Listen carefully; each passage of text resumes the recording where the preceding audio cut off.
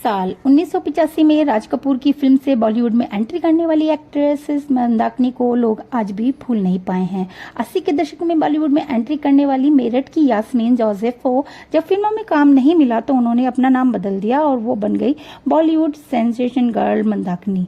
पर क्या आपको पता है कि मंदाकिनी को अंडरवर्ल्ड डॉन दाऊद से रिश्तों के तह चलते भी कई अखबारों की सुर्खियां मिली हैं। तो गाइज आज हम बात करेंगे सुपर जो सेंसेशन गर्ल थी मंदाकिनी और वो छाई रही फिल्म इंडस्ट्री में 80 के दशक में। तो आज हम उनके ऊपर बात करेंगे। तो गाइस स्टार्ट करते हैं। आपको बता दें कि मंदाकिनी का जन्म मेरठ में यास्मीन जोसेफ के रूप में एक ब्रिटिश पिता और एक कश्मीरी मां के यहाँ हुआ था और 22 साल की छोटी उम्र में उन्हें महान फिल्म निर्देशक राज कपूर ने खोजा और स्क्रीन नाम उनका उन्होंने मंदाकिनी दिया। गाइस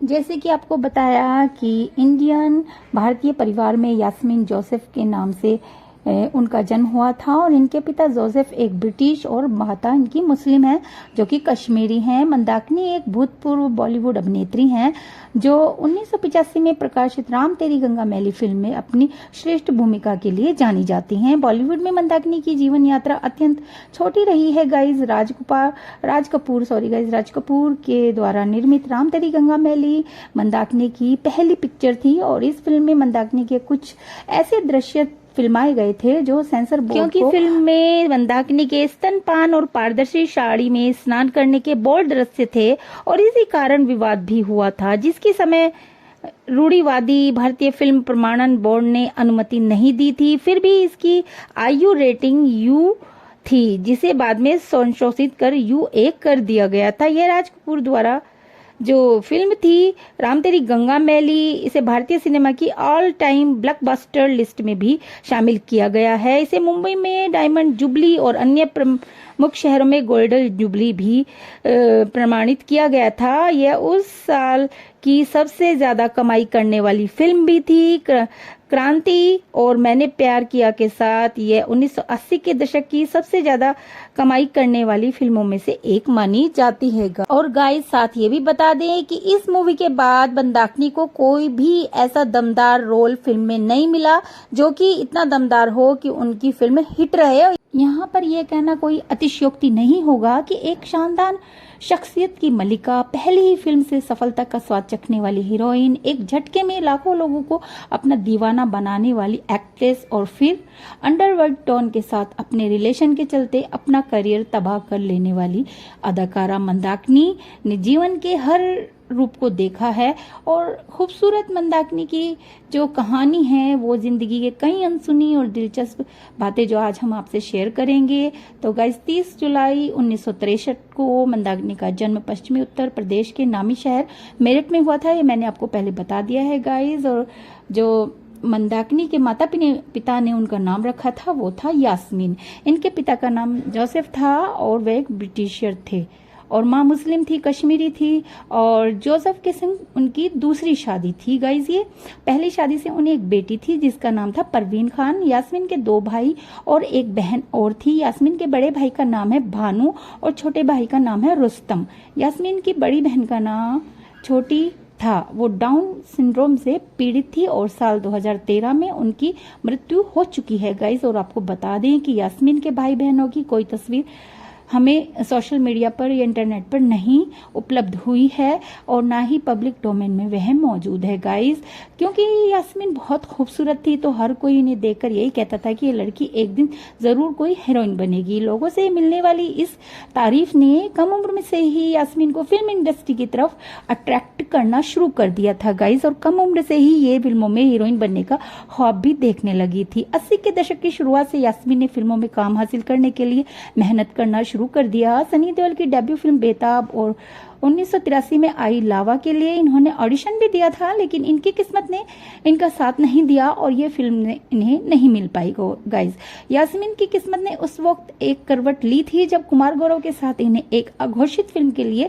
चुन लिया गया था। मगर उन्हीं दिनों कुमार गौरव अपनी पहली फिल्म लव स्टोरी की सक्सेस के बाद नए नए स्टार बने थे। उन्होंने स्टार्स वाला नखरा दिखाया और कह दिया कि अपनी पहली हीरोइन विजेता पंडित को छोड़कर अब वो और किसी नई एक्ट्रेस के साथ फिल्म नहीं करेंगे। कुमार गौरव के इस फैसले का नतीजा ये हुआ कि यास्मीन के हाथ से वो फिल्म भी निकल गई। यास्मीन को निराशा तो काफी हुई, लेकिन उन्होंने हार फिर भी नहीं मानी। यास्मीन ने कुछ ऐसी फिल्में भी साइन की जो कभी बन ही नहीं पाई, मगर 1985 में यास्मीन को एक ऐसी फिल्म बन गई जिसने उनको फिल्म स्टार्स और फिल्म इंडस्ट्री के से जो लोग जुड़े थे उनके बीच उठने बैठने का मौका दिला दिया। ये फिल्म थी मजलूम और यास्मीन ने इसे सन 1985 में साइन किया था। फिल्म के प्रोड्यूसर थे रंजीत विक्र और उन्हीं के साथ यास्मीन को फिल्म पार्टियों में जाने का भी मौका मिलने लगा था। रंजीत विक्र ने इन्हें माधुरी नाम दिया था गाइज। और एक फिल्मी पार्टी में ही शोमैन राज कपूर की नजर यास्मीन पर पड़ गई थी। उन दिनों राज कपूर अपने छोटे बेटे राजीव को बॉलीवुड में लॉन्च करने की तैयारी कर रहे थे और राम गंगा तेरी गंगा मैली नाम की फिल्म बनाने की उनकी प्लानिंग थी और फिल्म के लिए उन्हें एक हीरोइन की तलाश भी थी। वैसे तो उन्होंने डिम्पल कपाड़िया को लगभग फाइनल कर ही लिया था, मगर जब राज कपूर की नजर यास्मीन पर पड़ी तो डिम्पल को अपनी फिल्म में लेने का उनका इरादा बदलने लगा और उन्होंने उन्हें ड्रॉप कर दिया। राज कपूर ने यास्मीन को राम तेरी गंगा मैली में काम करने का ऑफर दिया, जिसे यास्मीन ने बिना देर किए स्वीकार भी कर लिया। ये राज कपूर ही थे जिन्होंने मेरठ की यास्मीन जोसेफ को उनका फिल्मी नाम मंदाकिनी दिया था, वो नाम जो अब उनकी पहचान बनने वाला था। राम तेरी गंगा मैली में कुछ ऐसे सीन थे जो बेहद बोल्ड थे, लेकिन मंदाकिनी ने बिना किसी झिझक के वो सीन पूरे परफेक्शन के साथ शूट किए। वो सभी सीन इतने लोकप्रिय हुए कि फिल्म पूरी तरह से मंदाकिनी की फिल्म बन गई। राम तेरी गंगा मैली बहुत बड़ी हिट साबित हुई थी गाइस, लेकिन राजीव कपूर को इस फिल्म की सफलता से कोई फायदा नहीं हुआ। यास्मीन को मिली लोकप्रियता से राजीव कपूर को बहुत बुरा लगा। उन्हें लगा कि उनके पिता राज कपूर ने फिल्म में उनसे ज्यादा हीरोइन पर ध्यान दिया है। राजीव को हुई इस गलत फहमी का नतीजा ये हुआ कि वो अपने पिता राज कपूर से नाराज रहने लगे। दूसरी तरफ राम तेरी गंगा मैली की सफलता के बाद मंदाकिनी कामयाबी के शिखर पर पहुंच गई थी। बैक टू बैक उन्होंने कई सारी फिल्में साइन की। हालांकि राम तेरी गंगा मैली जैसी कामयाबी मंदाकिनी को फिर दोबारा नहीं मिल पाई। पहली फिल्म के बाद इक्का दुक्का फिल्में ही ऐसी रही जिनमें मंदाकिनी का काम की तारीफ हुई, लेकिन बाकी दूसरी फिल्मों में इनके किरदार बहुत ज्यादा दमदार नहीं थे।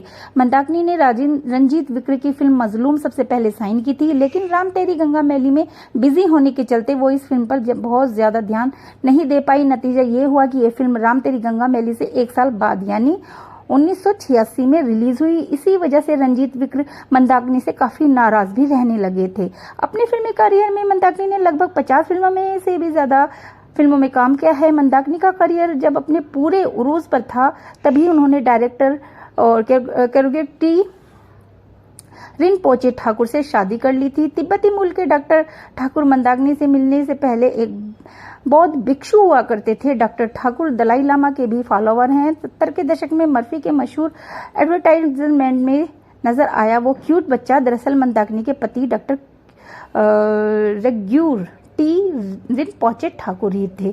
नाम थोड़ा शादी के कुछ साल बाद ही मंदाकिनी उस वक्त विवाद में आ गई जब अंडरवर्ल्ड डॉन दाऊद इब्राहिम के साथ इनकी कुछ तस्वीरें सामने आई। उन तस्वीरों में ये दाऊद संग दुबई में मैच देख रही हैं, ऐसा प्रतीत होता था। ये तस्वीरें सामने आने के बाद मंदाकिनी के बारे में अफवाह उड़ने लगी कि इन्होंने दाऊद से शादी कर ली है और दाऊद के बच्चे की मां भी बन चुकी है। हालांकि मंदाकिनी ने इन खबरों को एकदम बकवास बताया था। उन्होंने कहा था कि वो दाऊद को जानती जरूर हैं, लेकिन उनसे उनका कोई गैर कानूनी धंधों के बारे में ना ही उनकी जानकारी थी और ना ही उनका कोई रिलेशन उनके साथ है और कोई अफेयर भी उनके साथ नहीं है और बच्चे का तो कोई सवाल ही नहीं उठता, ना ही शादी का। वक्त के साथ दाऊद वाली इस कंट्रोवर्सी से तो मंदाकिनी बाहर आ गई, लेकिन इसका बहुत बुरा असर उनके करियर पर पड़ा। मंदाकिनी को अच्छी फिल्में मिलनी बिल्कुल बंद हो गई और धीरे धीरे मंदाकिनी फिल्म इंडस्ट्री से दूर होती चली गई। मंदाकिनी की आखिरी फिल्म थी जोरदार, जो कि साल 1996 में आई थी गाइस। मंदाकिनी को गाने का भी काफी शौक था। मंदाकिनी ने नो वैकेंसी और शंबाला नाम के 2 म्यूजिक एल्बम भी निकाली थी। वहीं नामी म्यूजिक डायरेक्टर रहे बप्पी लहरी संग भी मंदाकिनी ने साल 1986 में डांसिंग सिटी नाम का एक एल्बम भी रिलीज किया था गाइज। ओरिजिनली बप्पा दा ने ये एल्बम नाजिया हसन के साथ रिकॉर्ड किया था, लेकिन बाद में नाजिया संग बप्पी की बात बिगड़ गई और बप्पी दा ने नाजिया की जगह मंदाकिनी से इस एल्बम के सभी गीत रिकॉर्ड करवाए थे गाइज। मंदाकिनी इन दिनों अपने परिवार संग मुंबई में रहती हैं। इनका एक बेटा है जिसका नाम है रिब्बिल। बेटे रिब्बिल के साथ ही मंदाकिनी एक बार फिर से अपना कमबैक करने जा रही हैं। जल्दी मंदाकिनी और उनके बेटे पर पिक्चराइज हुआ एक म्यूजिक वीडियो रिलीज होने वाला है जिसका टाइटल होगा माँ ओ माँ। मंदाकिनी के बेटे रब्बिल ने बुशरा भट्ट से शादी की है। बुशरा भट्ट को देखकर लोगों को लगता है जैसे वो कोई मॉडल या एक्ट्रेस हैं। हालांकि बुशरा फिल्म प्रोडक्शन के काम से जुड़ी हैं। मंदाकिनी की एक बेटी भी है जिसका नाम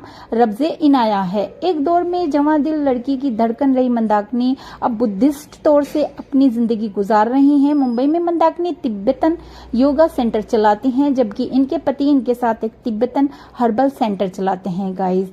तो मंदाकिनी का उनके जीवन की हर वो खुशी हम चाहते हैं कि उन्हें मिले, और वो फिल्मों में ज़्यादा लंबा उनका सफ़र नहीं रह पाया क्योंकि नाम उनका जुड़ गया था दाऊद से। और इंडस्ट्री में ये है कि एक बार कोई बदनाम हो जाता है उसको ऊपर उठना बहुत भारी पड़ता है गाइज। और इतनी कम उम्र में उन्होंने अपना जो है करियर शुरू किया, और जब उनको शौक था फिल्मों में आने के लिए तो उन्होंने फिल्मों में किसी भी तरह अपनी जो है को साबित करके दिखाया। तो गाइज ये सब हमें मेरठ मंथन लेख से पता चला है जो कि गूगल पर हमें मिल गया था। तो उन्होंने ये सब जो है उनकी बायोग्राफी के तहत, बॉलीवुड एक्ट्रेस की बायोग्राफी के तहत उन्होंने ये लेख लिखा हुआ था, मेरठ मंथन।